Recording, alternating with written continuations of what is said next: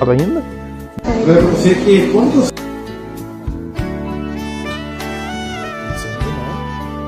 Deus e com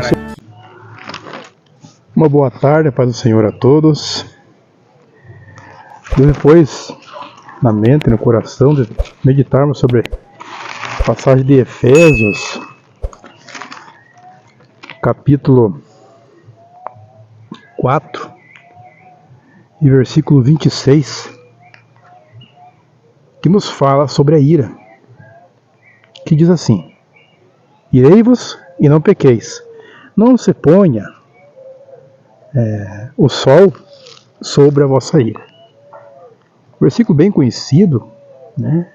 Todos os conhecem. Mas por que esse versículo se encontra ali, né? Veja que Paulo, quando dá essa advertência, por assim dizer, ele transcreve, ou seja, ele retira do Salmo 4:4. Salmo 4:4 diz assim, amados: perturbai-vos e não pequeis. Falai com o vosso coração sobre a vossa cama e calai-vos. Oferecei sacrifícios de justiça e confiai no Senhor. E o versículo 8 diz assim: em paz também me deitarei e dormirei, porque só tu, Senhor, me fazes habitar em segurança. Paulo, ele transcreve esse versículo aqui em Efésios, né, sobre a ira. No antigo ali, a advertência é para que você discuta, converse e fale com o seu travesseiro. Mas aqui, né, Paulo adverte para que isso seja resolvido de imediato. Quando diz, não ponha o sol sobre a sua ira, os irmãos sabem se trazer, parafraseando o texto, que uma planta, alguma semente, ela germina, uma planta fica bonita quando está sobre o sol, né? Faz a sua fotossíntese e ela fica mais bonita. A semente, né, as sementes nascem quando o sol bate ali, ou seja, a função do sol é acelerar, né, para que possa frutificar. Nesse sentido aqui, quando a ira é posta, nesse sentido que ele usa ali, uma metáfora, quando você tem algo contra alguém, está bravo, e ao invés de resolvê-la antes de se deitar, né, o mais rápido possível, você deixa ela fermentar e produzir frutos, né, como aqui diz, não ponha o sol sobre a vossa ira. Quando ela explode, né, quando ela, por assim dizer, acaba por não ter mais como ser segurada ou barrada, ela produz frutos que não são bons. Então por isso que Paulo adverte sobre a ira. Interessante notarmos que o versículo 27 diz, ó: não deis lugar ao diabo. Não deis lugar ao diabo. Veja que aquele que se ira sem ter controle, ele dá lugar para Satanás trabalhar na vida dele.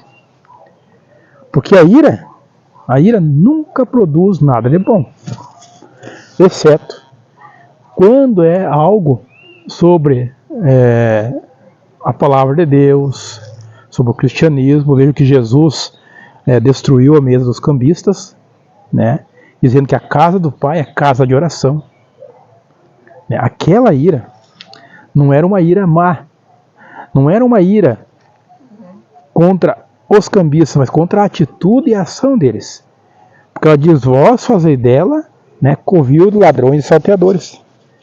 A atitude que eles agiam no templo, o que eles faziam ali, é que Jesus era contrário, né? Então Jesus não estava irado contra eles, mas contra a atitude que eles estavam fazendo. Então ele destrói, né, como conhecemos o texto, e alguns dizem: então Jesus se irou-se. Não, ele se irou-se, ficou perturbado, ou seja, bravo, porque o que eles estavam fazendo denegria a imagem do Pai, de Deus, né? Então quando você se sentir num ponto desse sobre a obra, não está errado, entre aspas, você ficar bravo, mas tome cuidado, porque é uma linha bem tênue. Por que eu digo? A ira, as consequências da ira, Se a ira for para o propósito da obra de Deus, sem nenhum benefício teu, ela é boa.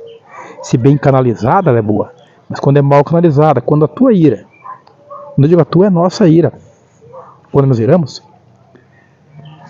ela se canaliza a raiva, ódio, ou seja, a tua intenção é sempre ver o mal daquela pessoa.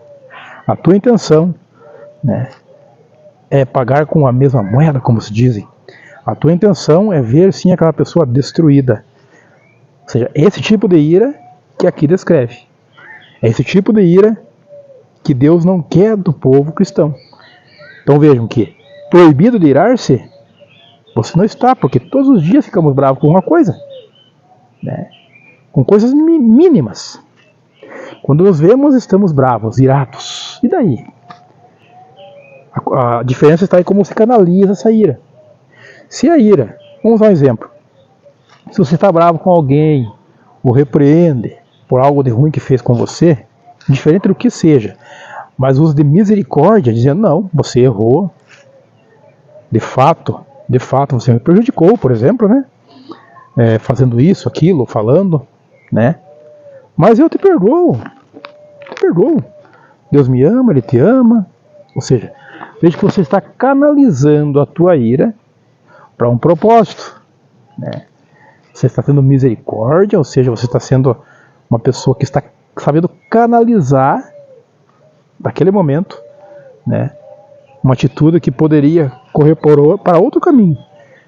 E eu não acredito, né, eu duvido que alguém, né, irá de contraposta, ou seja, a proposta te atacar e ficar bravo com você e se irá mais ainda se você agir dessa forma, com amor, né, uma repreensão saudável, né? Isso que eu digo. Quando a repreensão não é saudável, quando a tua repreensão é para humilhar a pessoa, aí a maneira que ela está sendo conduzida, Deus não se agrada.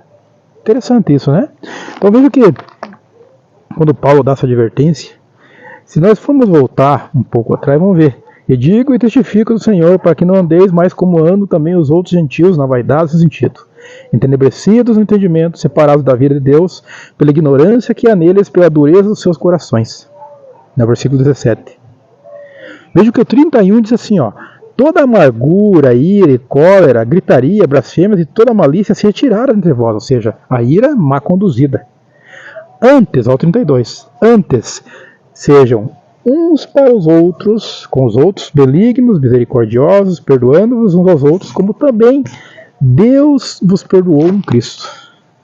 Perceberam então, quando a ira se acomete, ou seja, ficamos bravos, irados, e canalizamos num bom sentido, ela se torna algo de bom. Porque nós estamos livres desse sentimento, infelizmente. Não estamos livres, mas podemos sim saber agir de acordo com a vontade de Deus. Deus possa abençoar a tua vida, o teu lar neste momento. Porque a ira, se não for bem canalizada, ela entristece a muitos. O que você pode fazer se irar? Eu mesmo, quando me iro, até ontem me irei com uma pessoa, fiquei bravo.